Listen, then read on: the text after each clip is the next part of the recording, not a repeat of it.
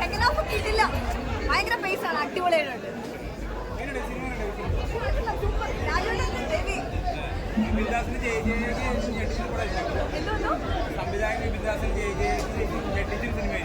ഇഷ്ടം പോലെ ചിരിക്കാണ്. ഫ്രം സ്റ്റാർട്ടിങ് ടു എൻഡ് പക്ക എൻ്റർടൈനറാണ്. പൃഥ്വി ആൻഡ് ബേസിൽ പോകുമ്പോൾ ഇത്രയും പ്രതീക്ഷയില്ല. ഭയങ്കര അവരുടെ ആപ്പ് നന്നായി ഓർമ്മണ്ടായിരുന്നു.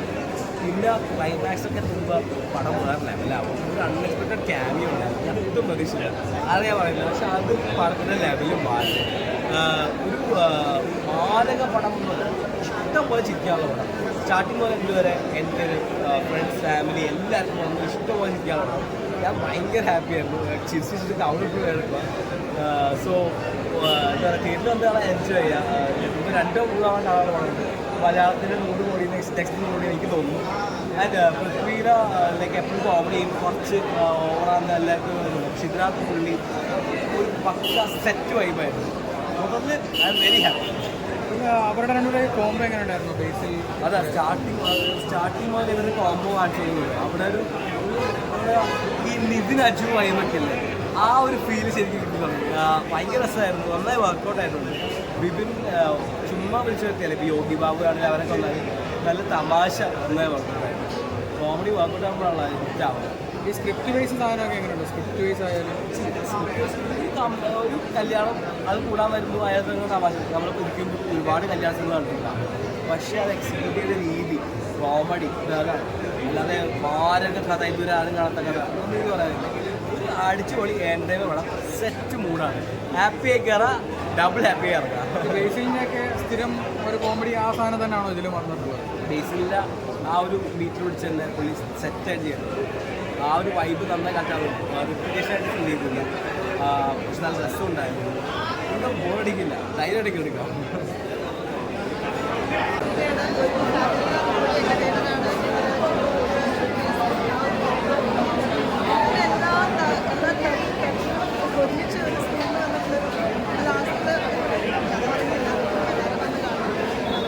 ഈ സിനിമയുടെ കാസ്റ്റിംഗ് എന്ന് പറഞ്ഞാൽ വലിയ കാസ്റ്റിംഗ് ആണ്.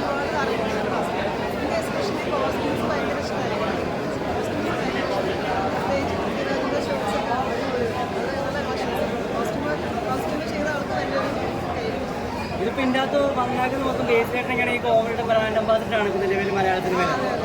രാജേട്ടനാണെങ്കിൽ ഈ കോമഡി മാറ്റിയിട്ട് കുറച്ച് നാളുകളായി. ഇപ്പോൾ തിരിച്ച് കോമഡി വന്നപ്പോൾ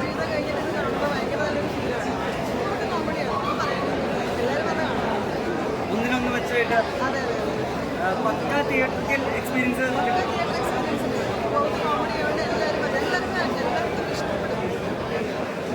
ഇപ്പോൾ നമ്മൾ അതിലൊരു ന്യൂജൻ രൂപത്തിൽ അവതരിപ്പിക്കുകയാണ്. എടുത്തു പറയേണ്ടത് പൃഥ്വിരാജിൻ്റെ പെർഫോമൻസ് ആണ്. കാരണം ബേസിലിൻ്റെ ചേസാണ് കോമഡി. പൃഥ്വിരാജിൻ്റെ കോമഡി ഒരു രക്ഷയില്ല.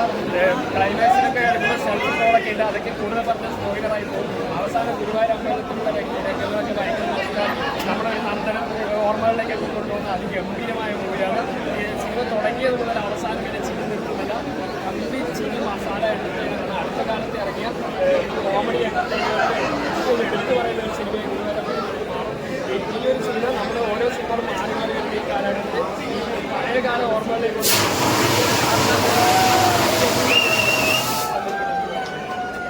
ഇഷ്ടപ്പെടും. പടം അടിപൊളിയാണ്. പടം ഏറ്റവും എടുത്തു പറയേണ്ടത് പൃഥ്വിരാജിൻ്റെയും ബേസിലിൻ്റെയും കോമ്പിനേഷനാണ്. പൃഥ്വിരാജിൻ്റെയും ബേസിലിൻ്റെയും കോമ്പിനേഷൻ അതിഗംഭീരമായിട്ട് വന്നിട്ടുണ്ട്. ഇവർ തമ്മിലുള്ള സീനുകളിലൊക്കെ ചിരിയുടെ മാലപ്പടക്കാണ് വന്നിരിക്കുന്നത്.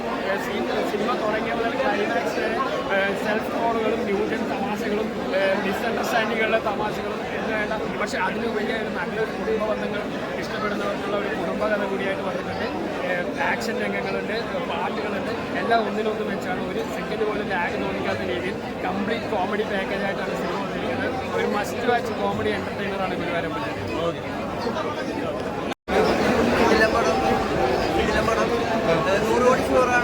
എല്ലാവരും അടിപൊളിയാണ്. എങ്ങനെയായി രണ്ടുപേരും കോമ്പോ ഉണ്ടായി? പൃഥ്വിരാജ് ബേസിൽ അടിപൊളിയായിരുന്നു. അത് എടുത്തേക്കണ രീതിയൊക്കെ ഭയങ്കര അടിപൊളിയായിരുന്നു. മേക്കിംഗ് ഒരു രക്ഷയില്ല. പിന്നെ ബിബിൻ ദാസ് ഭയങ്കര അപ്ഡേറ്റഡ് ഡയറക്ടറായിട്ട് തോന്നി. പിന്നെ ഫുൾ ചിരിയും ഫുൾ മേളവും ഫുൾ ആഘോഷം. പിന്നെ നമ്മൾ കല്യാണത്തിൽ പങ്കെടുത്ത പോലത്തെ ഒരു ഫീലായിരുന്നു. അടിപൊളിയായിരുന്നു.